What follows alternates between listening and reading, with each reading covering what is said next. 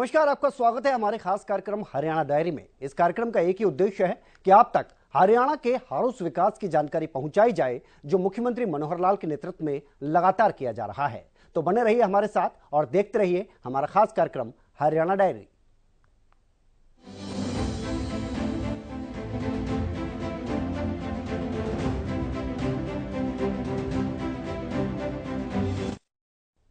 तो चंडीगढ़ में हरियाणा निवास पर हाई पावर परचेज कमेटी की अहम बैठक हुई। हालांकि एक दिन पहले high power land purchase committee की भी बैठक मुख्यमंत्री मनोहर लाल ने की थी। एक तरफ जहां हाई पावर परचेज कमेटी की बैठक में 92 करोड़ की सरकारी खरीद को मंजूरी दी गई, जिसमें ज्यादातर खरीद बिजली विभाग से ही संबंधित रही और इसमें 3 करोड़ रुपए बचाए भी गए।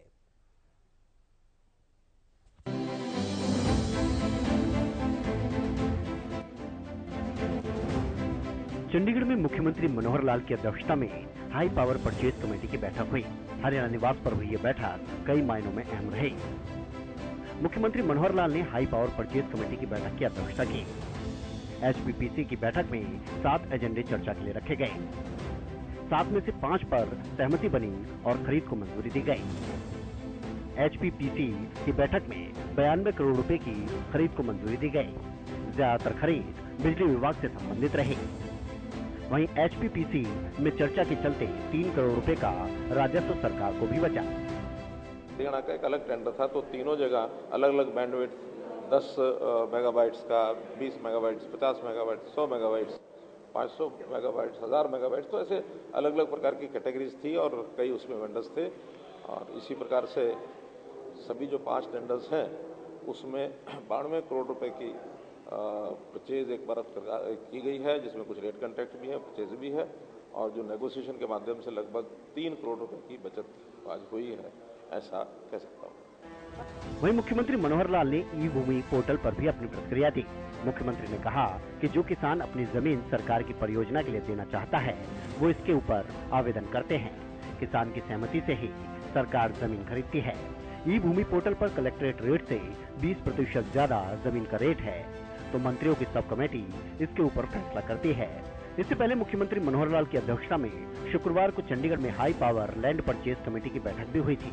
बैठक में टोहाना बस स्टैंड और फतेहाबाद नई जेल सहित अन्य परियोजनाओं के लिए 68 एकड़ जमीन की खरीद को मंजूरी प्रदान की गई। इस पर लगभग 44 करोड़ रुपए की लागत आएगी। मुख्यमंत्री ने वीडियो कॉन्फ्रेंसिंग के माध्यम से बैठक से जुड़े संबंधित जिला उपायुक्तों को निर्देश दिए कि भू मालिकों द्वारा उनकी सहमति से दी गई भूमि खरीदने के बाद प्रस्तावित परियोजनाओं के क्रियान्वयन में तेजी लाई जाए। बैठक में फतेहाबाद की नई जेल के लिए 65 एकड़ और टोहाना में नए बस स्टैंड के लिए 6 एकड़ भूमि की खरीद को मंजूरी दी गई। बल्लभगढ़ पालीधौज सोना रोड पर मुंबई दिल्ली रेलवे लाइन पर बने 2 लेन आरओबी को 4 लेन करने के लिए जमीन की खरीद को स्वीकृति दी गई। इसके अलावा करनाल में बने एसटीपी के विस्तार के लिए करीब आधा एकड़ भूमि की खरीद को स्वीकृति दी गई। वहीं अंबाला जिले में टांगरी नदी पर ललियाना से छोटा वरोला तक सड़क के निर्माण के लिए 2.5 एकड़ से ज्यादा जमीन और हिसार जिले में डाटा से लोहारी राघो तक की सड़क को चौड़ा करने के लिए 5 एकड़, अंबाला सहारनपुर रेलवे लाइन पर लाडवा सरस्वती सड़क पर 2 लेन आरओबी के निर्माण के लिए 3 एकड़ से ज्यादा और गन्नौर में त्योड़ी से बजाना कला तक नई एकड़ के निर्माण के लिए 3 एकड़। इसके अलावा जिला सोनीपत में नरेला रेलवे स्टेशन के पास 2 लेन आरओबी बनाने के लिए लगभग 1 एकड़ भूमि की खरीद को मंजूरी दी गई। मुख्यमंत्री ने भू मालिकों से बातचीत करते हुए कहा कि उनके इलाकों में सरकारी परियोजनाओं के विकास से उनके साथ साथ आसपास के गांवों को भी काफी फायदा होगा और निश्चित रूप से विकास के साथ साथ रोजगार, व्यवसाय जैसे अन्य अवसरों के भी द्वार खुलेंगे।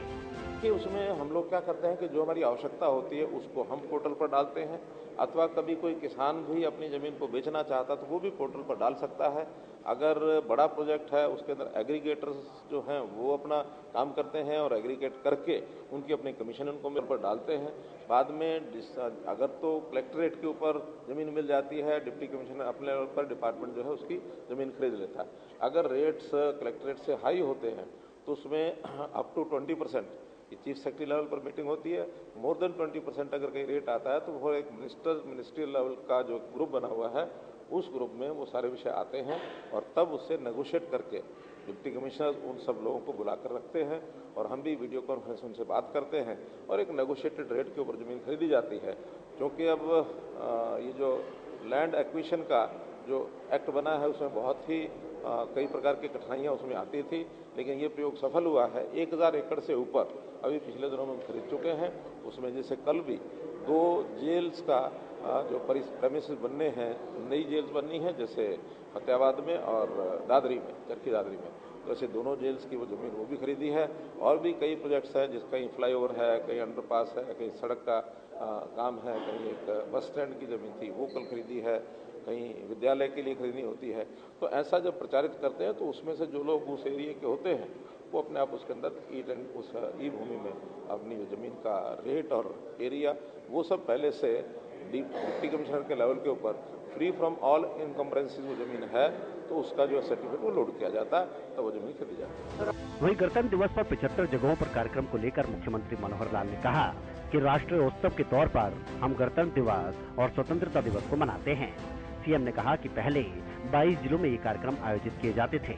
आजादी के अमृत महोत्सव के चलते इस बार गणतंत्र दिवस 2023 पर यह कार्यक्रम 75 जगह पर आयोजित होंगे। ये जो राष्ट्रीय उत्सव होते हैं, चाहे वो 15 अगस्त है, 26 जनवरी है, तो ऐसे अवसर पर ज़्यादा से ज़्यादा लोगों तक रीच बनाई जाए और जो भी चाहे शिक्षा जो संस्थान है उनके माध्यम से अथवा जो एडमिनिस्ट्रेशन के माध्यम से कार्यक्रमों का आयोजन होता है। पहले केवल 22 जिला केंद्रों पर प्रदेश की ओर से मनाए जाते थे, अब हमने उसकी संख्या 75 कर दी है। पिछली बार 15 अगस्त 2022 को भी और अभी 26 जनवरी 2023 के ये सभी कार्यक्रम 75 स्थानों पर हो रहे हैं और हम कोशिश करेंगे कि लगातार ये भी कंटिन्यू रखें और आगे कैसे इसका विस्तार किया जा सकता है ताकि बच्चों को स्कूलों में, नौजवानों को भी और बाकी जनता के लोग जितने ज़्यादा वहाँ आएंगे, एक राष्ट्रीय उत्सव में एक राष्ट्रीय विचारधारा से, देशभक्ति से विचार जो है वो प्राप्त करते हैं, एक अच्छा प्रयोग। प्रदेश के विकास के नजरिए से ये दोनों ही बैठकें काफी अहम रही। जहां एक तरफ भू मालिकों के लिए ई भूमि पोर्टल काफी कारगर साबित हो रहा है, तो वहीं खरीदी गई जमीन पर सरकारी परियोजनाओं से आसपास के गांवों को भी काफी फायदा मिलेगा। और जब सरकारी परियोजनाएं यहां पर आएंगी तो रोजगार और व्यवसाय के भी अवसर खुलेंगे।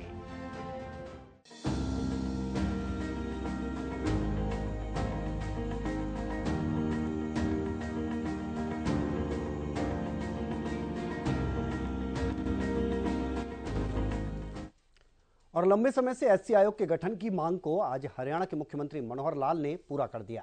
एससी आयोग के गठन के बाद एससी समाज के लोगों ने सीएम मनोहर लाल से मुलाकात की और उनका आभार व्यक्त किया।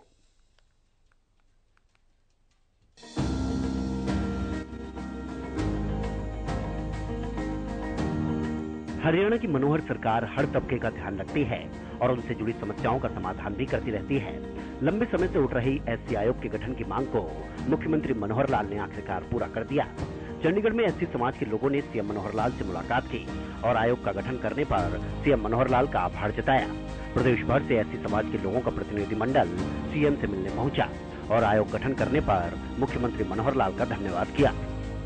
साथियों, हम माननीय मुख्यमंत्री जी का तरफ से हरियाणा प्रदेश की तरफ से बहुत बहुत धन्यवाद करते हैं। जो सालों भर से एक डिमांड आ रही थी कि एससी कमीशन का गठन किया जाए, लेकिन किसी भी सरकार ने हमारे इस प्रस्ताव को मंजूरी नहीं दी। हम बार बार माननीय मुख्यमंत्री जी का धन्यवाद करते हैं और इस जो आयोग बनाया इसमें सभी समाज के लोगों का प्रतिनिधि दिया, तो पूरे प्रदेश के लोगों ने इस बात को बहुत सराहना की है। तो इसलिए माननीय मुख्यमंत्री का पूरे हरियाणा प्रदेश की तरफ से, सर्व एससी समाज की तरफ से बहुत बहुत धन्यवाद करते हैं। इस मौके पर सीएम मनोहर लाल ने कहा कि लंबे समय से आयोग के गठन की मांग उठ रही थी, जिसे आज पूरा कर दिया गया है। उन्होंने कहा कि आयोग की सरकारी व्यवस्थाएं और सभी चीजों को समाज तक पहुंचाने की जिम्मेवारी भी रहती है। अपेक्षा करता हूं जो भी मुद्दे हों वो आयोग तक जरूर पहुंचाएं। यहाँ आए और विषय तो यही है कि एससी कमीशन बना है, उसमें खुशी सबको है, आपको भी है, मुझे भी है। हरियाणा का एससी समाज जिसको ये प्रतीक्षा वर्षों से थी कि हमारा एससी कमीशन बनना चाहिए, हमने उसको बना करके और समाज हित में सब बातों की अनुशंसा चाहे सरकार को करनी हो, आवश्यकता के हिसाब से नई व्यवस्थाओं का निर्माण, दोनों ही बातें हो सकती हैं, क्योंकि आप सब लोग जमीन से जुड़े हुए लोग हैं। आप में से ही कुछ सदस्य भी बनाए गए हैं जो रविंद्र बलियाड़ा जी के साथ टीम के रूप में आप काम करेंगे। और हमने कोशिश की है कि पूरे हरियाणा से अलग अलग जाति वर्गों से और ये सदस्य बनाए जाएं। और मैं समझता हूं उसका एक उत्साह जो है, जिस दिन बनाया था उस दिन भी सब लोग आए थे, यहाँ परिवार सहित ये सब लोग आए थे। और जो विशेष तौर पर उनका कि नहीं एक दिन फिर समाज के लोग आना चाहते हैं, आप सब यहाँ आए, आपका बहुत बहुत धन्यवाद करता हूं और अपेक्षा करता हूं कि कमीशन से अपने सब संबंध बना करके रखें। कोई भी कठिनाई किसी परिवार की, किसी व्यक्ति की, किसी मोहल्ले की, किसी गांव की, किसी शहर की, जो जानकारियां हो आप कमीशन तक जरूर पहुंचाएं। हमारी कमीशन के लोगों के साथ समय समय पर प्रतिनिधियों के नाते से, चुने हुए प्रतिनिधियों के नाते से सरकार से भी तालमेल रहता ही है। तो जैसा अनुशंसा इनकी ओर से आएगी, विश्वास दिलाता हूं कि वो सारे काम समाज के हित के अंदर हम जरूर करेंगे। ऐसा आपको विश्वास दिलाता हूं। सीएम ने कहा कि हमने विभिन्न समाज के महापुरुषों की जयंती को मनाने के कार्यक्रम काफी समय पहले से ही शुरू किए हैं।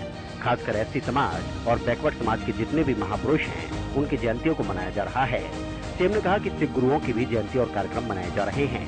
3 फरवरी को गुरु रविदास जी की जयंती है। हरियाणा में 3 अलग अलग जगहों पर कार्यक्रम रखे गए हैं। इनमें यमुनानगर, गुरुग्राम और नरवाना में ये कार्यक्रम रखे गए हैं। विभिन्न समाज, खास करके शेड्यूल कास्ट यानी एससी जाति के और बैकवर्ड क्लास के जो पिछड़ा वर्ग जातियां हैं, उनके जितने महापुरुष हैं, उन महापुरुषों के जीवनियां, उनकी जयंतियां, इनको मनाने के लिए भी एक योजना बना रखी है, संत महापुरुष विचार प्रसार एवं सम्मान योजना। तो ऐसे संतों महापुरुषों की जीवनियां पिछले कई वर्षों से जयंतियां मना रहे हैं, चाहे गुरु रविदास जी की हो, महर्षि वाल्मीकि जी की हो, भक्त कबीर जी की हो, बाबा साहब डॉक्टर अम्बेडकर जी की। और इसी प्रकार से पिछले दिनों में जो गुरु सिख गुरु हैं, उन सिख गुरुओं की जयंतियां या जो 100वें वर्ष जैसे कई बार मनाए गए हैं, गुरु गोविंद सिंह जी का 400 साला कार्यक्रम, गुरु तेग बहादुर जी का, इसी प्रकार से बंदा वीर बैरागी का, गुरु नानक देव जी का, इनके वार्षिक या 100 वर्षीय जयंतियां, इनको मनाने का काम भी किया है। तो ऐसे जितने भी कार्यक्रम होंगे, बैकवर्ड क्लास के भी, ऋषि कश्यप, महर्षि कश्यप जी का भी हमने मनाया, सैन समाज के सूरसेन जी का भी, सैनी समाज के सूरसेन जी का भी जयंती का कार्यक्रम मनाया, और भी कई कार्यक्रम मनाए गए हैं। तो ऐसे सब कार्यक्रमों में आप सब लोग बढ़ चढ़ करके भाग लें। अभी आने वाली जो 3 फरवरी गुरु रविदास जी की जो जयंती है, वैसे तो 4 को कार्यक्रम है, लेकिन 4 और 5 को तो गांव में, मोहल्ले में, घरों में उनके सत्संग, उनके भंडारे, उनकी बाकी सब कार्यक्रम होते हैं। लेकिन हमने एक दिन पहले यानी 3 तारीख को पूरे प्रदेश में 3 जगह ये कार्यक्रम मनाने का फैसला किया है। एक यमुनानगर में है, एक नरवाना में है और एक गुरुग्राम में है। अलग अलग जिलों के लोग अलग अलग जगह जाएंगे और सब जगह कोई ना कोई प्रमुख कार्यकर्ता, नेता वो आपके साथ आकर के बातचीत भी करेंगे। तो आप सबसे निवेदन है कि बड़ी संख्या में समाज के लोगों को भी जाना चाहिए और जो अन्य समाज है उनको भी हम कहेंगे कि वो भी आए, क्योंकि महापुरुष किसी जाति के नहीं होते, उनकी जो शिक्षा होती है वो शिक्षा सबके लिए होती है। इसलिए ऐसे महापुरुषों की शिक्षा का, विचारों का प्रचार प्रसार, उनका सम्मान, ये हमारा दायित्व है। और हरियाणा सरकार इसमें बहुत ही अपनी ओर से प्रगति करके आप सब लोगों के साथ खड़ी है।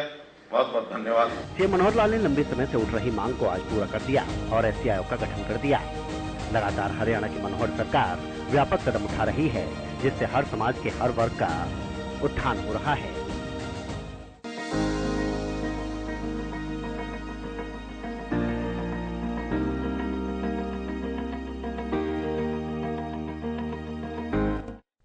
और हरियाणा की मनोहर सरकार ने एक बार फिर अपने वादे को पूरा किया है। जी हां, कैथल सरकारी मेडिकल कॉलेज अब भगवान परशुराम सरकारी मेडिकल कॉलेज के नाम से जाना जाएगा। इसको लेकर सरकार ने आदेश जारी कर दिए हैं। करनाल में ब्राह्मण महाकुंभ कार्यक्रम के दौरान मुख्यमंत्री मनोहर लाल ने इस बात की घोषणा की थी।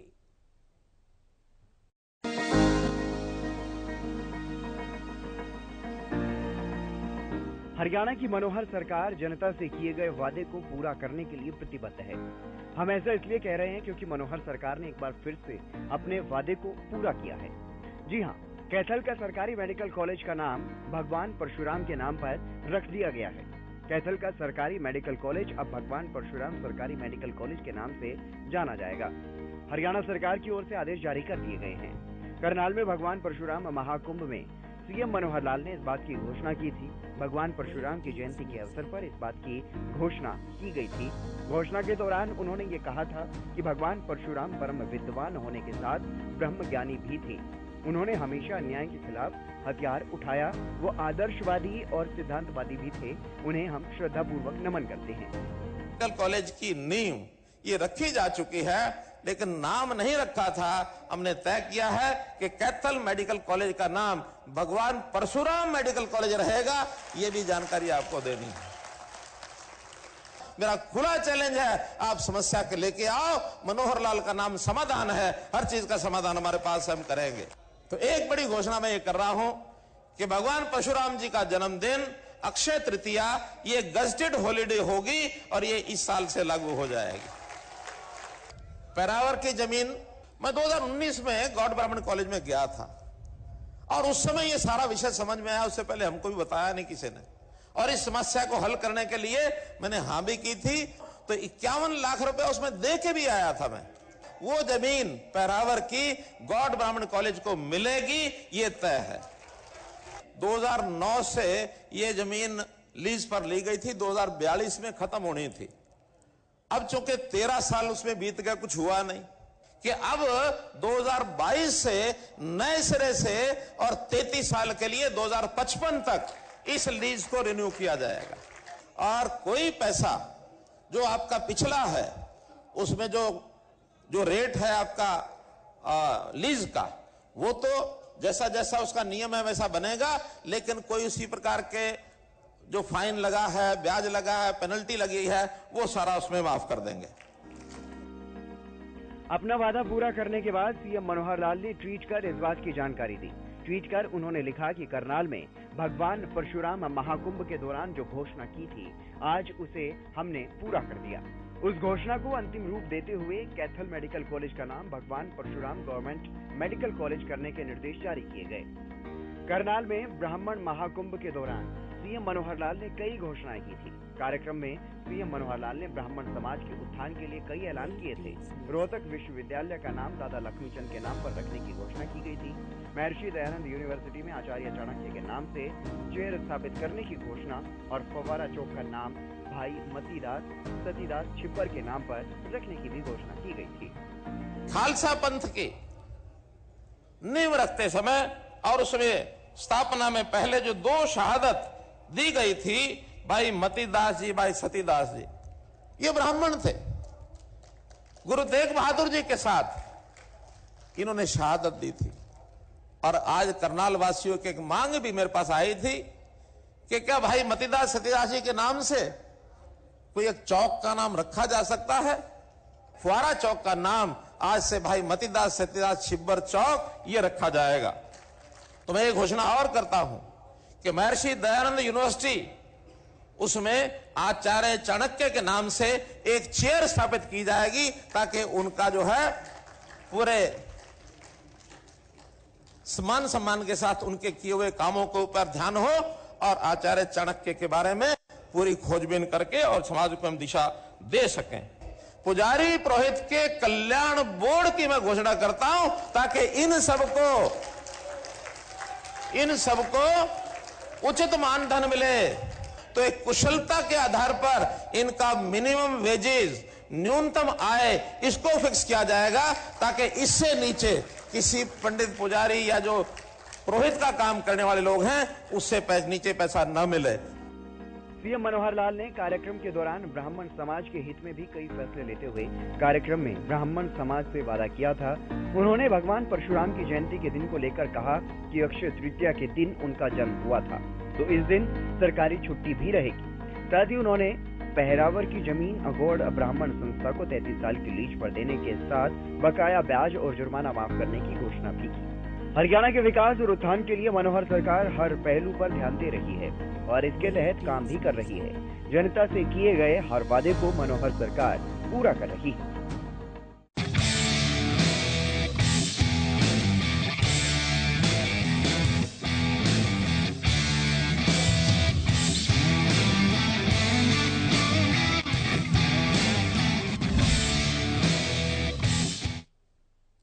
अभी कुछ समय पहले ही हरियाणा के शिक्षा मंत्री कंवरपाल गुर्जर ने शिक्षा विभाग के वरिष्ठ अधिकारियों के साथ बैठक की थी। शिक्षा मंत्री ने उस समय बताया था कि प्रदेश के सभी 22 जिलों में प्राथमिक, माध्यमिक और उच्चतर माध्यमिक विद्यालयों के लिए करीब 1,41,000 ड्यूल डेस्क खरीदे जा रहे हैं। इसके अलावा प्रदेश में 238 पीएम श्री स्कूल भी खोले जाएंगे।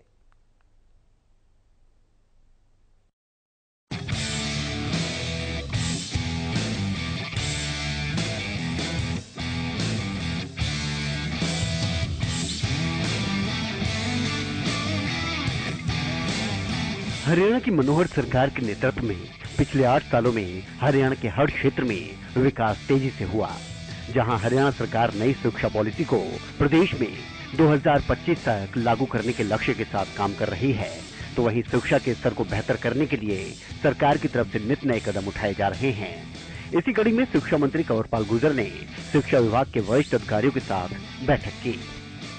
बैठक के बाद शिक्षा मंत्री ने बताया कि सभी खंडों के स्कूलों में करीब 1,41,000 ड्यूल डेस्क खरीदे जाएंगे और स्कूलों के लिए ड्यूल डेस्क खरीदने के लिए ये ऑर्डर जारी भी कर दिया गया है। सभी प्राथमिक, माध्यमिक एवं वरिष्ठ माध्यमिक विद्यालयों में ये ड्यूल डेस्क खरीदे जाएंगे और इन पर करीब 95 करोड़ रुपए की राशि खर्च होगी। प्रथम चरण में 31 जनवरी 2023 तक डेस्क स्कूलों में पहुंचा दिए जाएंगे। 31 दिसंबर तक 23 खंडों में ड्यूल डेस्क उपलब्ध करवाने के ऑर्डर दिए गए हैं। शेष 60 खंडों के स्कूलों में वर्ष 2023 तक ड्यूल डेस्क उपलब्ध करवा दिए जाएंगे। इसके अलावा ड्यूल डेस्क और उनकी मरम्मत हेतु करोड़ों की आवश्यकता है। सेकेंडरी विभाग के लिए करीब 17 करोड़ रुपए की आवश्यकता है, तो वहीं मौलिक विभाग के लिए ये राशि 57 करोड़ रुपए है। आइए आपको बताते हैं कि किन कक्षाओं में कितने ड्यूल डेस्क मिलेंगे। स्कूलों में 5वीं कक्षा तक 65,501 ड्यूल डेस्क मिलेंगे। वहीं 6ठी से 8वीं तक 36,168 ड्यूल डेस्क मिलेंगे। इसके अलावा 9वीं से 12वीं तक 39,208 ड्यूल डेस्क मिलेंगे। साथ ही प्रदेश के विद्यार्थियों के लिए भी एक अच्छी खबर है। जिन विद्यार्थियों को टैबलेट मिल चुका है, उनको 30 नवंबर तक टैबलेट से मिल जाएंगे। अब तक 10वीं से 12वीं कक्षा के लिए 5,28,000 बच्चों को टैबलेट मिल चुके हैं। साथ ही इस बैठक के बाद शिक्षा मंत्री कंवरपाल गुर्जर ने बताया कि सभी खंडों में 238 पीएम श्री स्कूल खोले जाएंगे। केंद्र सरकार के सहयोग से प्रत्येक खंड में 2-2 स्कूल खोले जाएंगे। सरकार की तरफ से स्कूलों के नवीनीकरण पर 1 करोड़ रुपए तक की राशि मुहैया करवाई जाएगी। सरकार की तरफ से पीएम श्री स्कूलों में उत्कृष्ट शिक्षकों की नियुक्ति की जाएगी। इसके अलावा स्कूलों में सांस्कृतिक और शारीरिक गतिविधियां भी आयोजित की जाएंगी।